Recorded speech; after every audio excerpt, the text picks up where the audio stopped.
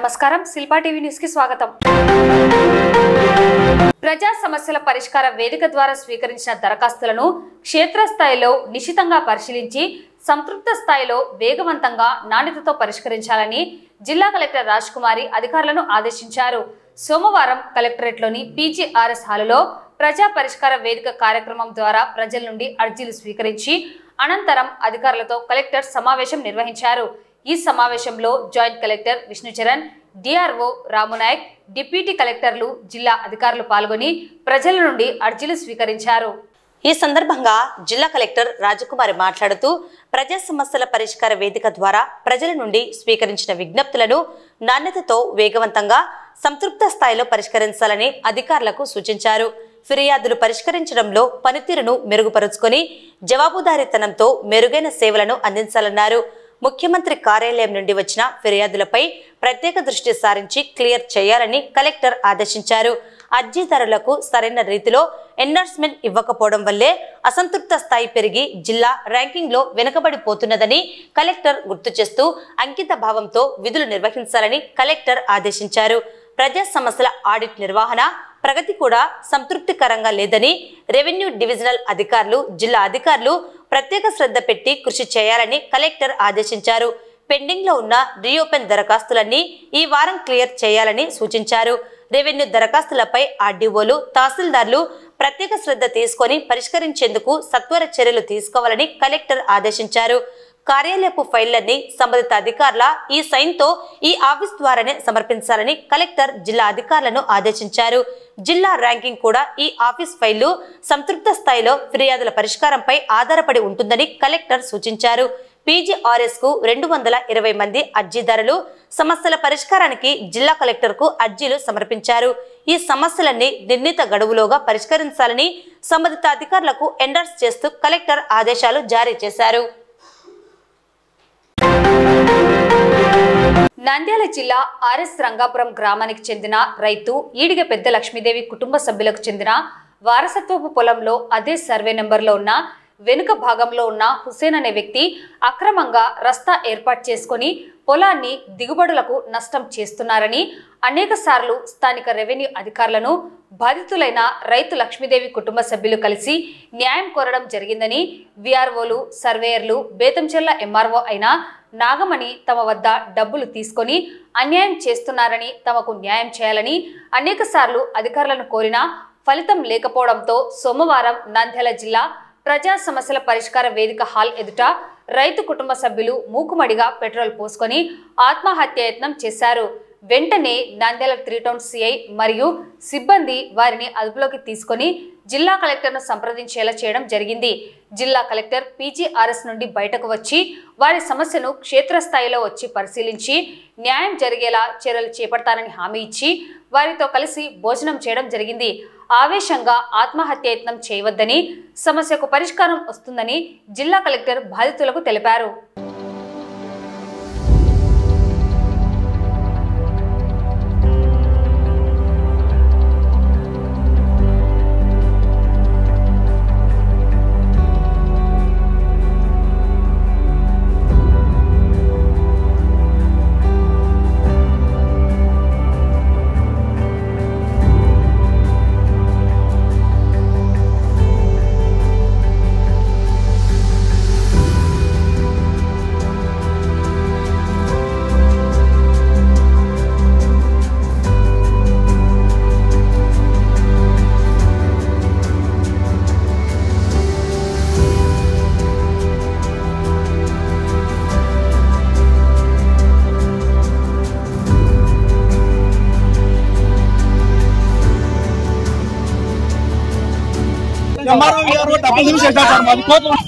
Injection commission report అన్నా sir మాకు Rangapuram sir మాది 4 తరాల ఆస్తి సార్. ఇది మిషన్ కాలం కూడా సార్. ఇది బీఆర్ఓ వచ్చి నిలబడి సార్ 2 కేసులు పెట్టి ఇటున్న బలాన్ని చేసినారు సార్.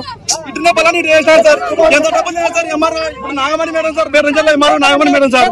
బాగా ఎంత డబ్బులు తిని సార్ ఆమె మా ఆయన గారు ఏళ్ళు దాటిపోయినా సార్. ఈ గొగలు మేము ఆ పొలం తప్ప మాకు ఎక్కడ ఏం లేదు సార్. వాళ్ళు ఏం చేసినారు, మా పొలంలో వాళ్ళకి దాడి లేదు. వాళ్ళకు సరిపోక వాళ్ళ దారిలు రానియకుంటే మా వాళ్ళ దారి కొర్ర కంది ఇంత ఎత్తున్నది పొక్కులేను జేసీబీలు తీసుకొచ్చి ట్రాక్టర్లు తీసుకొచ్చి అంత నాశనం చేసి దావా చేసుకున్నారు సార్. మేము మా పొలం వాళ్ళ బాధ తట్టుకోలేక కోర్టులో పెట్టింటివి. కోర్టుకు అక్కడ ఎక్కడ ఎంఆర్ఓకు వాళ్ళకల్లా డబ్బు కట్టి వాళ్ళు దౌర్జన్యం చేసి ఇది చేసినారు సార్. వాళ్ళు రంగాపురం దండలు హుసేన్ వాళ్ళు దండలు రంగాపురం వాళ్ళు మాకు నాశనం చేస్తారు. 70 సెంట్లు మా పొలం వాళ్ళు దారి లేదు మా దాంట్లో. వాళ్ళు అటు పోవాల్సిన దారి సడన్ గా ఇట్టే వదిలేస్తాం కావాలా ఇట్టే పోతామని సడన్ గా చేసినారు సార్.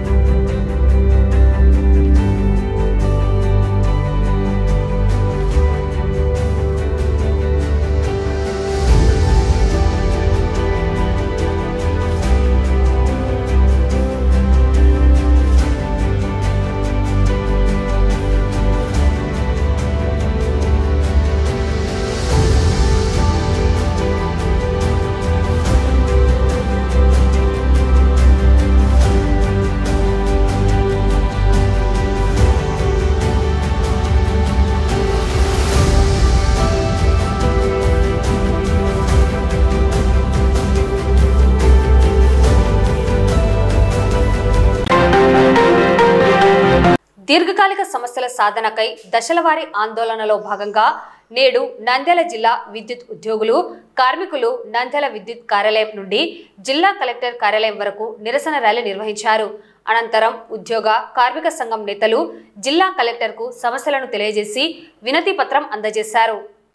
విద్యుత్ ఉద్యోగ కార్మిక సంఘం నేతలు మాట్లాడుతూ గత 4-5 ఏళ్లుగా విద్యుత్ ఉద్యోగుల సమస్యల పరిష్కారంలో విద్యుత్ సంస్థల యాజమాన్యం నిర్లక్ష్య ధోరణి అవలంబిస్తుందన్నారు. కార్మిక సంఘాలు గతంలో ఉద్యమాల ద్వారా సాధించుకున్న ప్రయోజనాలను ఉపసంహరిస్తూ ఉత్తర్వులను జారీ చేశారన్నారు. విద్యుత్ ఉద్యోగుల పెన్షనర్లకు వారి కుటుంబ సభ్యులకు పూర్తి వైద్య ఖర్చులు చెల్లించాలని, జీపీఎఫ్ తో కూడిన పెన్షన్ నిబంధనలు 199 ఫిబ్రవరి నుండి 2004 సెప్టెంబర్ వరకు వర్తింపజేయాలని కోరారు. కారుణ్య నియామకాలను చేపట్టాలని, కాంట్రాక్టు కార్మికులను పర్మనెంట్ చేయాలని పలు సమస్యలను తెలియజేస్తూ వాటిని ప్రభుత్వం పరిష్కరించాలని డిమాండ్ చేశారు.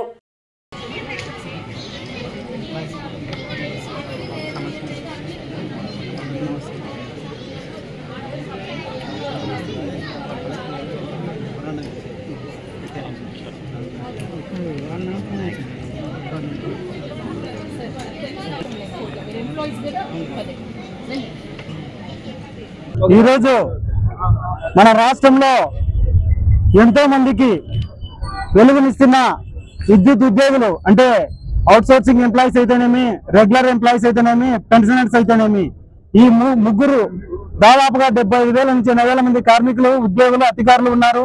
దీంట్లో ఇంతమంది 24/7 కష్టపడి పనిచేస్తూ దాదాపుగా 2.5 సంవత్సరాల నుంచి 2.5 సంవత్సరాలు పైబడి మా రాష్ట్ర జేఏసీ నాయకత్వం విద్యుత్ ఉద్యోగుల సమస్యలను మా మేనేజ్మెంట్ దృష్టికి తీసుకుపోతానే ఉంది.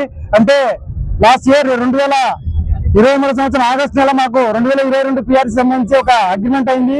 దాని తర్వాత జస్ట్ పిఆర్సీ ఒకటి ఇచ్చి మిగతా సమస్యలని తర్వాత పరిష్కారం చేస్తామని ఆ రోజు మాతో ఒప్పందం చేసుకున్న 16 అంశాలు, ఒప్పందం చేసుకుని 13 అంశాలు, టోటల్ గా 29 అంశాల దృష్టిలో ఏ విధంగా కూడా మా రాష్ట్ర జేఏసీ నాయకత్వం ఈ 2-3 సంవత్సరాల కాలంలో అంటే ఓల్డ్ గవర్నమెంట్ లో 1.5 ఇయర్, ప్రెసెంట్ గవర్నమెంట్ లో 1.5 ఇయర్ మేనేజ్మెంట్ తో నెగోషియేషన్ చేస్తానే ఉంది. ఎన్ని నెగోషియేషన్ చేసినా ఇస్తాం, చూస్తాం, చేస్తాం, ఇస్తాం, చూస్తాం, చేస్తాం అనే చందంగా దాదాపుగా 24 నుంచి 30 నెలల కాలం పాటు ఈ విధంగా టైం దాట వేస్తూనే వస్తా ఉన్నారు. ఇంత టైం దాట వేసేసరికి మా రాష్ట్ర జేఏసీ నాయకులు విసిగి వేసారి వాళ్లకు వేరే దిక్కు లేక కింది స్థాయి కార్మికులకందరికీ పైన జరిగిన సమస్యలకు అంటే మనం ఉద్యమం చేయాల్సిన ఆవశ్యకతను కింది స్థాయి నాయకులకు లాస్ట్ మంత్ ఆగస్టు 25వ తారీఖు నాడు ఒక దిశానిర్దేశం చేయడం జరిగింది. వారి ప్రకారం మేము ఈ నెల 5వ తారీఖు నుంచి ఒక 3-4 కార్యక్రమాలు చేపట్టాం. నల్లబాజీల కార్యక్రమం అయితేనేమి, లంచ్ అవర్ డెమాన్స్ట్రేషన్ అయితేనేమి, అదేవిధంగా రిలే స్ట్రైక్ అయితేనేమి, అదే చివరిగా ఈ రోజు ర్యాలీ అయితేనేమి. అంటే మేము ఏ కార్యక్రమం చేసినా మాకు మేనేజ్మెంట్ నెగోషియేషన్ ద్వారా మాకు చర్చల ద్వారా ఎటువంటి ఫలితం రాలేదు కాబట్టి ఈ రోజు ఈ కార్యక్రమం చేయాల్సి వచ్చింది. ఎందుకంటే జనరల్ గా విద్యుత్ ఉద్యోగులు అనేటువంటి బయటికి రాకూడదు. దీని ఆవశ్యకత ఎంతో ఉంది. ఎందుకంటే మౌలిక వసతుల్లో ముఖ్యమైనది విద్యుత్ అనేది. కాబట్టి కానీ మేము ఈ రోజు రోడ్డు మీదకి వచ్చినంటే దీని బాధ్యత మేనేజ్మెంట్ తప్ప మా రాష్ట్ర నాయకులది కాదు, మా కార్మికులది కాదు. 30 సంవత్సరాలు సర్వీస్ చేసి అదే ఇప్పుడు గవర్నమెంట్ ఇచ్చే సామాజిక పెన్షన్లు 3,500 నుంచి 4,000 ఉన్నాయి. సామాజిక పెన్షన్ల మీద పెన్షన్ తీసుకోకపోవడానికి అర్హులు కాదా మా ఎంప్లాయీస్ అని అడుగుతున్నాం.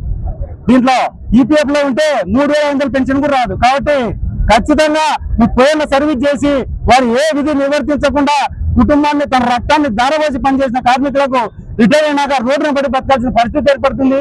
కాబట్టి ఖచ్చితంగా అది ఒక గవర్నమెంట్ ఒక బాధ్యత కూడా 30 ఏళ్ళు ఒక సర్వీస్ చేస్తే గ్రాట్యుగా వాడు హ్యాపీగా బతికేందుకు ఒక పెన్షన్ అనేది విధానం ఇది వరకు పెట్టింది. కానీ ఈ పెన్షన్ లేని వారికి కూడా కొంత గ్రాట్యుటీ రూపంలో ఏదో అమౌంట్ ఇచ్చి రిటైర్ అయినా కూడా ఈపీఎఫ్ ఎంప్లాయీస్ కి మెడికల్ సదుపాయం కల్పించాలా. ఎందుకంటే మెడికల్ సదుపాయం ఎప్పుడైతే లేదో ఆటోమేటిక్ గా ఆ కుటుంబం అటాచ్. కాబట్టి ఇప్పుడు మనం మెడికల్ హాస్పిటల్ కార్పొరేట్ హాస్పిటల్ అయితే చూస్తున్నాం. ఇచ్చిన మా యొక్క సర్క్యులేషన్ ప్రకారము నిరసనలు 15వ తేదీ నుంచి మొదలుపెట్టి చివరి రోజున ఈ రోజు విద్యుత్ సర్కిల్ ఆఫీస్ నుంచి నంద్యాల నుంచి ఈ రోజు బయలుదేరి విద్యుత్ ఉద్యోగులు, కార్మికులు, ఆపరేటర్లు, ఆఫీసర్స్ మొదలుకొని ప్రతి ఒక్కరూ ఈ రోజు రావడం జరిగింది. ముఖ్యంగా చెప్పిన డిమాండ్స్ అన్నింటిలో ఉమ్మడి జిల్లాల కన్వీనర్ లక్ష్మీకాంతరెడ్డి గారు చెప్పినట్లు విధంగా ప్రతి ఒక్కటి మీ ముందుకు తెలియపరిచారు. అలాగే ఈ రోజు కలెక్టర్ మేడం గారికి మా యొక్క మెమరాండం ఇస్తాము. తర్వాత వచ్చేసి 25వ తేదీ మా యొక్క రాష్ట్ర జేఏసీ మీటింగ్ పెట్టింది. ఆ మీటింగ్ తర్వాత ఏ నిర్ణయానికైనా విద్యుత్ శాఖలో ఒక భాగమైనటువంటి ఎమర్జెన్సీ డిపార్ట్మెంట్ లో ఒక పోలీసు, ఒక ఫైర్, ఎలక్ట్రిసిటీ, హాస్పిటల్స్, దీంట్లో విద్యుత్ శాఖ అనేది మరీ ముఖ్యమైనది. విద్యుత్ శాఖను ఆల్రెడీ ముందే చెప్పాము. ఇంతకు ముందు జరిగినటువంటి కార్యక్రమాలన్నీ చూశారు. కానీ మాకు జరిగిన అన్యాయాలకు మాకు రావాల్సిన డిమాండ్లు, న్యాయమైన డిమాండ్లకు మాత్రం మేము ఈరోజు పోరాటం చేస్తున్నాం. అమెరికాలోని చికాగో నగరంలో లక్షలాది మంది కార్మికులు ప్రాణాలు కోల్పోయి పోరాడి సాధించుకున్న 8 గంటల పని విధానాన్ని ప్రపంచమంతటా అమలు చేస్తుంటే మన దేశంలోని నరేంద్ర మోడీ ప్రభుత్వం పెట్టుబడిదారులకు, కార్పొరేట్ సంస్థలకు కొమ్ము కాస్తూ కార్మికుల శ్రమను దోచుకునేందుకు 10 నుండి 13 గంటల పని చేయాలని నిబంధన పెట్టడం సరైనది కాదని 8 గంటల పని విధానాన్ని కొనసాగించాలని సిఐటియు నాయకులు డిమాండ్ చేశారు. రాష్ట్రంలోని ముఖ్యమంత్రి చంద్రబాబు నాయుడు మరొక అడుగు ముందుకెళ్లి కేబినెట్లో నిర్ణయం చేయడం చాలా దుర్మార్గమని సిఐటియు రాష్ట్ర కార్యదర్శి ధనలక్ష్మి అన్నారు. ఈ నిర్ణయాన్ని వ్యతిరేకిస్తూ సోమవారం ప్రభుత్వ జనరల్ ఆసుపత్రి వద్ద సిఐటియు పట్టణ కమిటీ ఆధ్వర్యంలో నిరసన కార్యక్రమం నిర్వహించడం జరిగింది. కార్యక్రమానికి సిఐటియు పట్టణ అధ్యక్షుడు, జిల్లా ప్రధాన కార్యదర్శి నాగరాజు, జిల్లా అధ్యక్షులు యసురత్నం, సిఐటియు పట్టణ కార్యదర్శి మహమ్మద్ గౌస్, జిల్లా ఉపాధ్యక్షులు తోటమద్దులు, వీరితో పాటు ఆశా వర్కర్స్ యూనియన్ జిల్లా నాయకురాళ్లు రమణకుమారి, నాగమణి, శివమ్మ, షమీం, నాయకులు జైలాన్, సుబ్బారావుతో పాటు 100 మంది కార్మికులు పాల్గొనడం జరిగింది.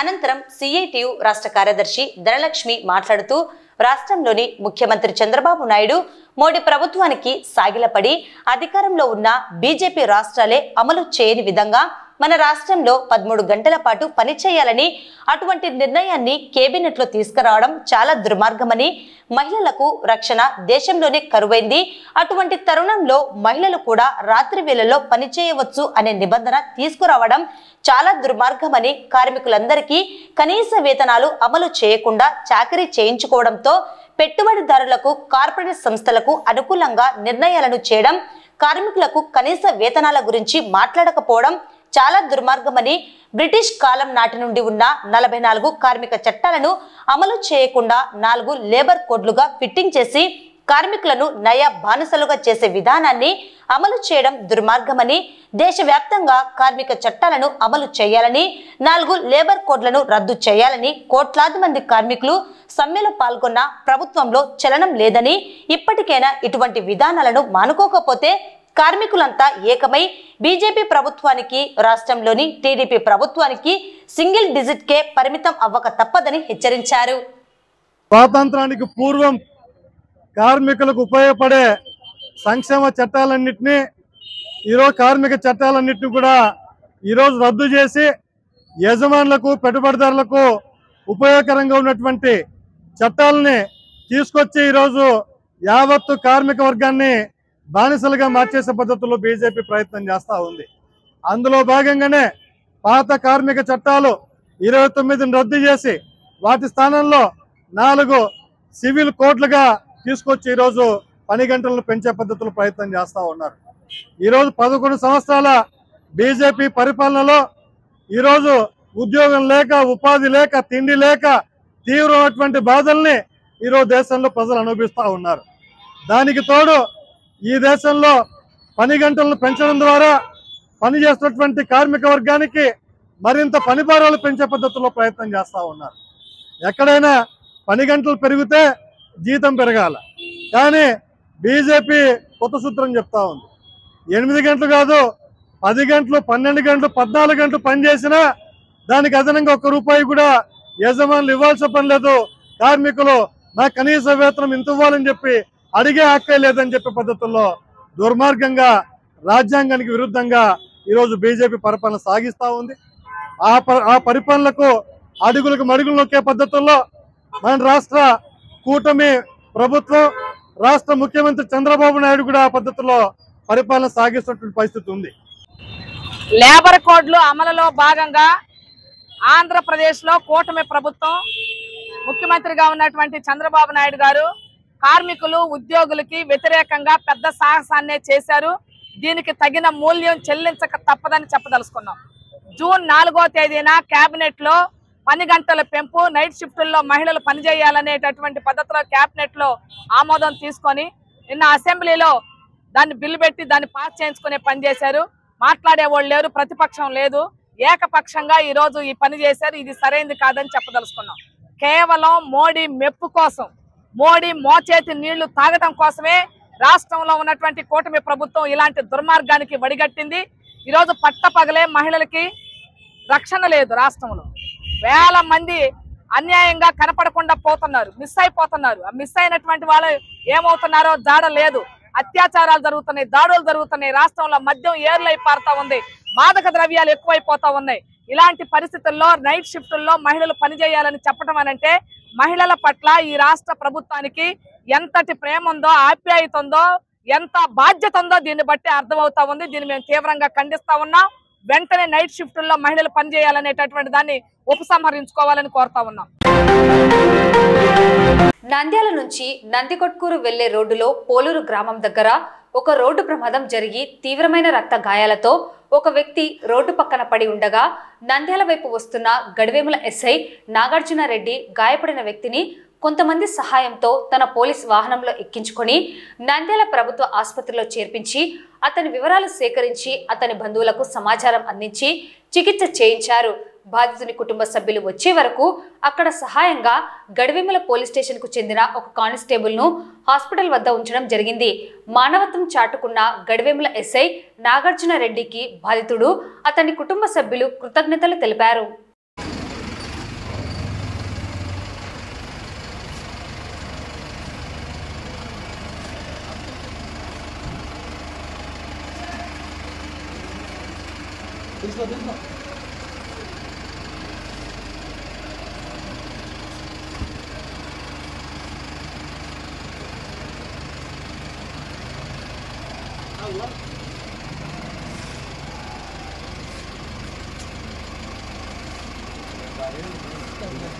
కొంచెం పట్టుకోకుండా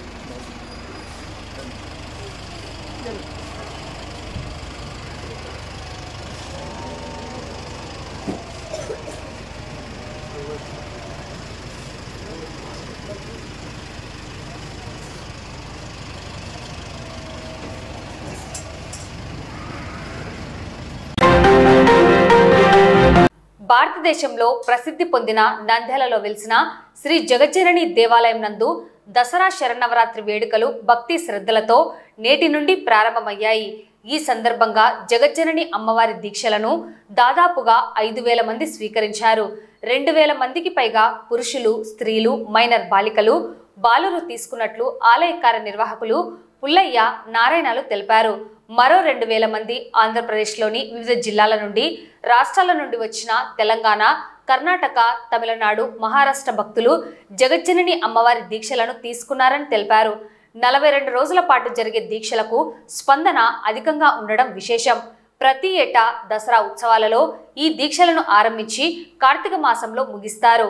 నంద్యాల పట్టణంలోని జగజ్జనని ఆలయంలో నిత్య అన్నదానంలో భాగంగా వీరికి ప్రసాదాన్ని 3 పూట్ల అందజేసే ఏర్పాట్లను ఆలయ నిర్వాహకులు ఏర్పాటు చేశారు. భక్తుల సహకారం కూడా ప్రసాద వితరణకు ముందుగా వస్తున్నారని అన్నారు. దాదాపు 2,000 మంది ఉదయం నుంచి రాత్రి వరకు దీక్షలు తీసుకోగా వారికి అమ్మవారు ఆశీస్సులు అందించాలని కుటుంబ సభ్యులు మరో 2,000 మంది రావడంతో ఆలయం కిటకిటలాడిపోయింది. పూజారులు 18 గంటల పాటు వీరికి దీక్ష ఆశీస్సులను అందిస్తూ వచ్చారు.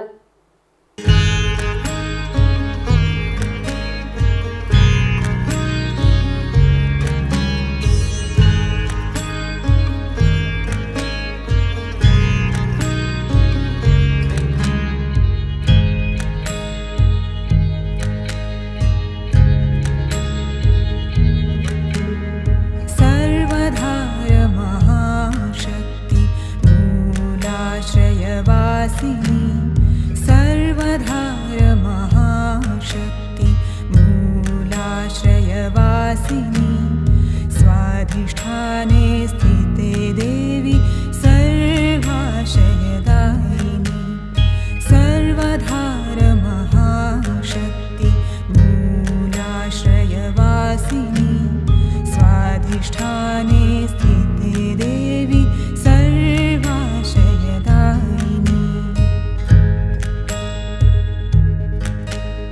मणिपुरे जगज्जननी सर्वजीव सुपालिनी अर्ध अनहत कामेशी त्रिकोणातरवासिनी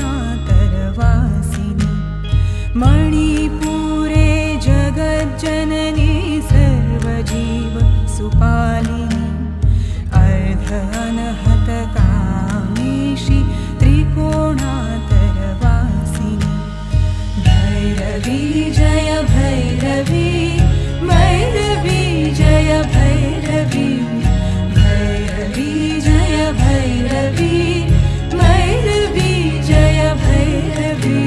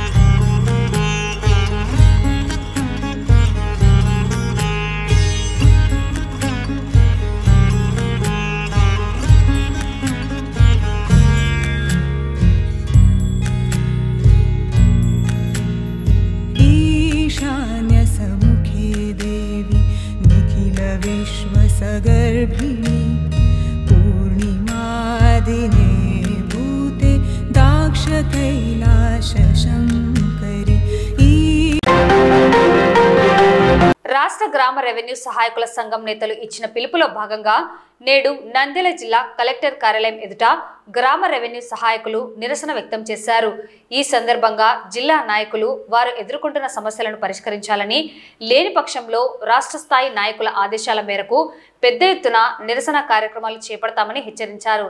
ఈ సందర్భంగా వీఆర్ఏల సమస్యలను ప్రభుత్వానికి ఏకరువు పెట్టారు. గ్రామ రెవెన్యూ సహాయకులు మేము రాష్ట్ర వ్యాప్తంగా కలెక్టర్ ఆఫీసుల వద్ద ధర్నా చేయడం జరుగుతుంది. మాకు వచ్చే వేతనాలు 11,000 రూపాయలు మాత్రమే ఇస్తున్నారు. కావున సంవత్సరం నుంచి మేము మంత్రుల చుట్టూ, ఎమ్మెల్యేల చుట్టూ, సీఎం గారిని కూడా కలవడం జరిగింది. మాకు ఎటువంటి న్యాయం జరగకపోవడం వలన మేము కలెక్టర్ ఆఫీసుల వద్ద ధర్నా చేపట్టినాము. మా సమస్యలు ఇప్పటికైనా ప్రభుత్వం గుర్తించి మాకు న్యాయం చేయాలని కోరుతున్నాము. న్యాయం చేయని పక్షంలో దసరా తర్వాత చలో విజయవాడ ప్రోగ్రామ్ ని అలంకార్ సెంటర్ వద్ద ధర్నా చేయాలని మా రాష్ట్ర నాయకులు అందరం మాట్లాడుకొని ఆ విధంగా మా ప్రయత్నం చేస్తామని ఇందు మూలకంగా మీడియా మిత్రులకు తెలియజేస్తున్నాను. ధర్నా కార్యక్రమం ఉన్నందువల్ల అందరము ఎంఆర్ఓలకు అర్జీలు ఇచ్చేసుకొని మేము కలెక్టర్ ఆఫీస్ వద్ద మా సమస్యలను కలెక్టర్ దృష్టికి తీసుకెళ్లి మా సమస్యలు రాష్ట్ర ప్రభుత్వం ద్వారా మేము సమస్యలు పరిష్కరించుకునే విధంగా ఈరోజు ధర్నా చేపట్టడం జరిగింది. ప్రతిపక్షంగా ఉన్నటువంటి కూటమి ప్రభుత్వం వారు పాదయాత్రలో లోకేష్ గారు మరియు చంద్రబాబు గారు హామీ ఇచ్చారు. వాళ్ళ ప్రభుత్వం రాగానే సంవత్సరంలో మన సమస్యలన్నీ పరిష్కారం చేస్తాం అని చెప్పి కూడా ఇప్పటికి ఏడాది అయినా కూడా ఇంతవరకు మా సమస్యలు ఏమీ పరిష్కరించలేదు. అలాగే సీజీఎల్ఏకు అమరావతికి ఎన్నిసార్లు వెళ్ళినా కూడా కనీసం మమ్మల్ని కలిసే ప్రయత్నం కూడా చేయడం లేదు. మా సమస్యలు పెద్ద గొంతమ కోరికలను కోరడం లేదు. మేము బ్రిటిష్ కాలంలో పనిచేస్తున్న వారి వీఆర్ఏ సమస్యని మేము బలోపేతం చేయమని చెప్పి కోరుతున్నాము. మా సమస్యలు ఏం పెద్దవి కాదు.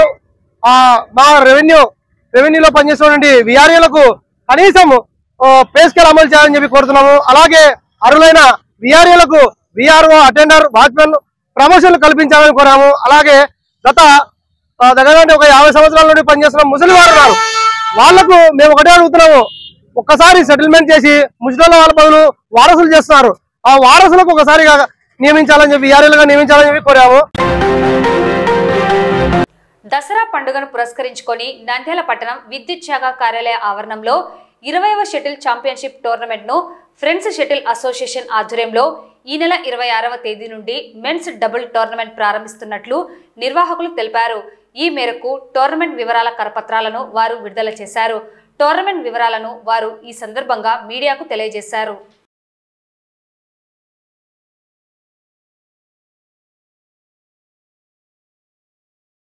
అందరికి దసరా శుభాకాంక్షలు. ఈ రోజు నుంటే నవరాత్రులు మొదలవుతాయి. సోమవారం నుండి ప్రతి సంవత్సరము 20 సంవత్సరాలుగా ఈ టోర్నమెంట్ జరుగుతుంది. మీకు అందరికీ తెలుసు. అసోసియేషన్ కు మా మెంబర్స్ అందరికి మంచి గర్వకారణము. ఎప్పటిలాగా మీరందరూ ఈ టోర్నమెంట్ ఆదరించి అందరూ పాల్గొని ఈ టోర్నమెంట్ ను జయప్రదం చేయవలసిందిగా కోరుకుంటున్నాం. నంద్యాల పట్టణ ప్రజలకి, క్రీడాకారులకి, క్రీడాభిమానులకు అందరికీ ముందస్తుగా విజయదశమి శుభాకాంక్షలు తెలియజేసుకుంటున్నాము. ఫ్రెండ్స్ షటిల్ అసోసియేషన్ తరఫున. ఫ్రెండ్స్ షటిల్ అసోసియేషన్ గత 20 సంవత్సరాలుగా ప్రతిష్టాత్మకంగా నిర్వహిస్తున్న ఛాలెంజ్ కప్ టోర్నమెంట్ ఈ సంవత్సరం కూడా 26, 27, 28 తేదీలలో అన్ని విభాగాల్లో అంటే 60+, 50+, 40+, 30+, 20+, ఈ 5 విభాగాల్లో పోటీలు నిర్వహించడం జరుగుతుంది. కాబట్టి ఏ ఏజ్ గ్రూప్ వల్ల ఆ విభాగంలో ఉత్సాహంగా పాల్గొని ఎప్పట్లాగే ఈ టోర్నమెంట్ ని దిగ్విజయం చేయాలని చెప్పి మీ అందరికీ మనస్ఫూర్తిగా కోరుకుంటున్నాను. ప్రతి సంవత్సరం లాగే ఈ సంవత్సరం కూడా దసరా పండుగకు కరెంట్ ఆఫీస్ నందు ఫ్రెండ్స్ షటిల్ అసోసియేషన్ నిర్వహిస్తున్నటువంటి ఛాలెంజ్ కప్ 2025లో నంద్యాలలో ఉన్నటువంటి షటిల్ క్రీడాకారులందరూ పాల్గొని విజయవంతం చేయవలసిందిగా కోరుతున్నాము.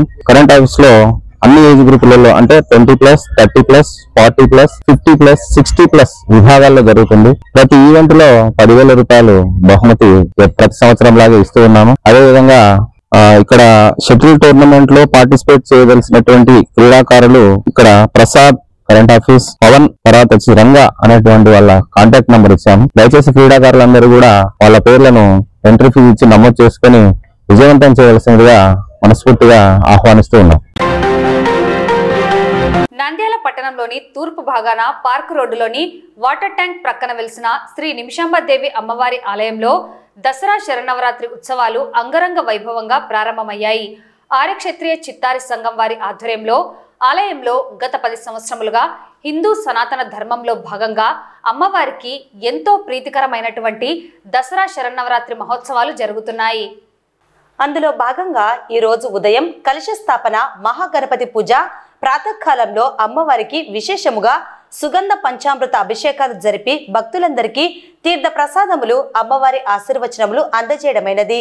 దసరా శరన్నవరాత్రి మహోత్సవాలు ప్రతిరోజు ఆలయంలో ఉదయం సాయంత్రం మహిళలచే సామూహిక కుంకుమార్చన, సాయంత్రం పల్లకి సేవ జరుగుతుందని ఆలయ అర్చకులు లక్ష్మణ్ తెలిపారు.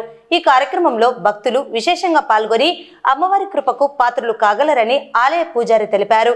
ఈ కార్యక్రమంలో ఆలయ నిర్వాహకులు పాల్గొన్నారు.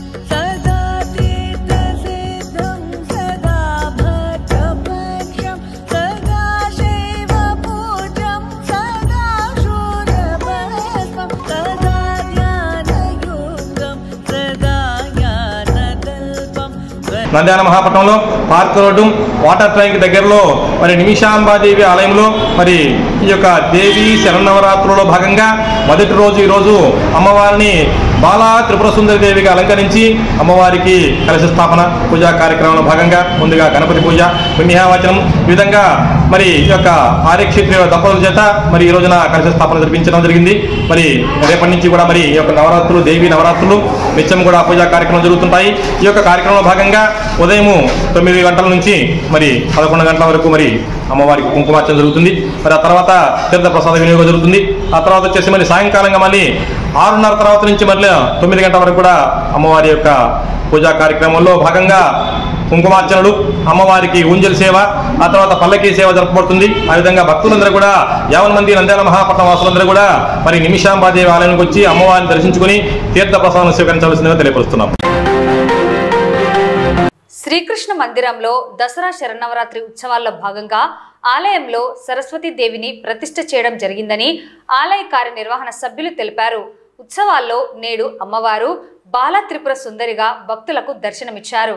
అమ్మవారికి పంచామృత అభిషేకం, ప్రత్యేక అర్చనలు, పూజలు నిర్వహించి భక్తులకు తీర్థ ప్రసాదాలు సమర్పించారు. ఆలయంలో సాంస్కృతిక కార్యక్రమాలు, బొమ్మల కొలువు వంటి వివిధ అంశాలపై కార్యక్రమాలను నిర్వహిస్తున్నట్లు నిర్వాహకులు తెలిపారు. భక్తులు అమ్మవారిని దర్శించుకొని కృపకు పాత్రులు కావాలని కోరారు.